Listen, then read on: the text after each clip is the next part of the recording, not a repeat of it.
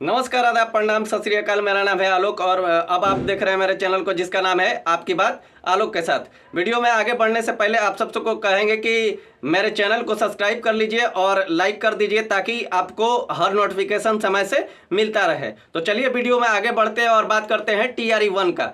तो सबसे बड़ा जो ग्रहण लगा हुआ है, जिस दिन से TRE-1 का बहाली हुआ उसी दिन से लगभग ग्रहण लगा हुआ है TRE-1 पे, और TRE-1 पे फिर से एक ग्रहण लग गया है। और वो केस जो है बहुत लोगों को जानकारी नहीं होगा, लेकिन ये केस जो है सुप्रीम कोर्ट चला गया है और सुप्रीम कोर्ट में ही तय होगा कि ये जजमेंट किस दिन से लागू होगा। मानना यही जा रहा है कि लगता है कि जजमेंट जो है 11 तारीख से लागू होगा, और अगर 11 तारीख से ये जजमेंट लागू होता है तो बीएड को फिर से ये शामिल करके रिजल्ट देना पड़ेगा, क्योंकि आपको याद होगा कि आपके एग्जाम में आपके साथ बीएड शामिल था, और बीएड अगर शामिल था तो अगर वहाँ सुप्रीम कोर्ट से बीएड जीतता है और फैसला 11 तारीख से लागू होता है तो फिर से आपको देखने को मिलेगा एक संशोधित रिजल्ट बीएड के साथ। TRE-1 वाले लोगों के लिए ये कह रहा हूँ।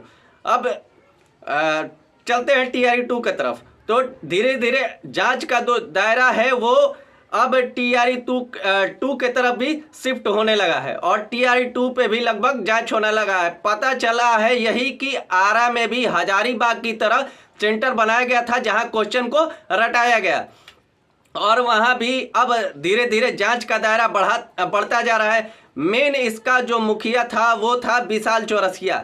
विशाल चौरसिया पेपर लीक मामले में शामिल था। खैर ये तो छोटी मछली है, बड़े मछलियों का हमने पहले भी नाम बताया है कि हमारे जलेबी बाबा हैं, जीत बाबा हैं, और एक कार्टून आता था चाचा चौधरी। तो चौधरी जी भी इसमें कार्टून वाले हैं, ठीक। और इसके अलावा अब TRE-3 ये बिल्कुल ठंडे बस्ते में चल गया है, और ये अब बहाली जो है, इस बहाली का नोटिफिकेशन जल्द आपको रद्द देखने को मिलेगा। अभी नहीं, इलेक्शन बाद जल्द आपको इसका नोटिफिकेशन रद्द देखने को मिलेगा और नई बहाली प्रक्रिया शुरू होगी अगस्त में, जो कि पहले भी तिथि बताया गया था, लेकिन चुनाव के कारण पहले एग्जाम कराया गया ताकि इसका फायदा ले सके। लेकिन किसी प्रकार पेपर लीक हो गया और मामला चला गया अब जांच में, और जांच में स्पष्ट हो गया कि पेपर लीक हुआ था। और पेपर लीक होने के बाद अब जो है जांच TRE-2 के तरफ भी बढ़ने लगा है, और धीरे धीरे अब ये राजनीतिक रूप लेने लगा है बहाली। सब लोग अपने अपना राजनीतिक रोटी सेकना चाहता है इस बहाली के लिए। तेजस्वी यादव कहते हैं कि हमने 17 महीने में काम किया जो 17 साल में नीतीश कुमार नहीं कर पाए, और इसी का कारण है कि अब जांच का जो दायरा है, भाजपा कहे तो भाजपा ही अब आगे बढ़ाते जा रहा है और TRE-1 TRE-2 का विस्तारित रूप से जांच कराने वाला है।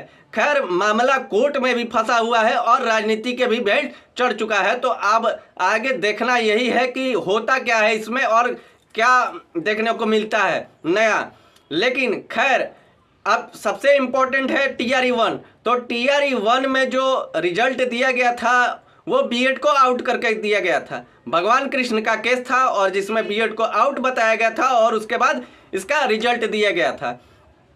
लेकिन अगर फैसला 1 अप्रैल को सुनवाई होता है और फैसला अगर बीएड के पक्ष में आता है तो फिर से मैं कह रहा हूं कि संशोधित रिजल्ट करके देना पड़ेगा, और वो बीएड को शामिल करके देना पड़ेगा। इसमें आप बच नहीं सकते हैं।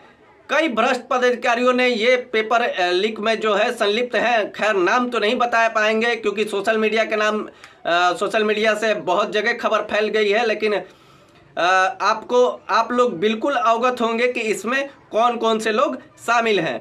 लेकिन मंत्री जी लोग और अब कई भ्रष्ट पदाधिकारी जो हैं इसमें शामिल हैं। कई रिटायर पदाधिकारी भी हैं, कोई पदाधिकारी जो है कार्यरत भी हैं इसमें। तो चलिए अब बात करते हैं TRE-2 का। तो आरा में जो सेंटर बनाया गया था, पता चल रहा है कि जो आरा में सेंटर बनाया गया था वो बिल्कुल हजारीबाग की तरह था। यहाँ भी सॉल्वर गैंग के द्वारा जो है पेपर को रटाया गया, पेन ड्राइव से क्वेश्चन लाया गया, और यहाँ भी लोगों को क्वेश्चन रटाया गया है। और मज़ेदार बात यह है कि TRE-1 TRE-2 और TRE-3 का जो क्वेश्चन है उसी प्रेस से छपा था जिस प्रेस से TRE-3 का क्वेश्चन आउट हुआ था। तो क्यों ना माने कि TRE-3 का भी क्वेश्चन जो था वो आउट हुआ होगा और TRE 1 का भी आउट हुआ होगा, TRE 2 का भी आउट हुआ होगा। TRE 2 में जो कट ऑफ है वो आसमान छू रहा था। हमें भी समझ में नहीं आ रहा था कि ये इतने कैसे मतलब कट ऑफ बढ़ गया, जो इतना हाई कट ऑफ चला गया। जो बिहार के अभ्यर्थी मतलब क्या ही कहें, एक एक नंबर से, दो दो नंबर से रह गए और बहुत सारे लोग यूपी से भर भर के आए। भारी मात्रा में यूपी के लोग शामिल हुए, क्योंकि जांच में यही पता चल रहा है कि यूपी तक तार जुड़ा हुआ था। और यूपी तक अगर तार जुड़ा हुआ था तो सॉल्वर गैंग यूपी में पेपर लीक कराया गया था, तभी ये भर भर के यूपी वाले जो हैं आए हैं इस बहाली में। तो तब तक के लिए नए अपडेट के साथ मिलेंगे। अगर मेरे चैनल को सब्सक्राइब नहीं किए तो सब्सक्राइब कर लीजिए और मिलेंगे एक बेहतर अपडेट के साथ। बने रहिए मेरे साथ, आपकी बात आलोक के साथ।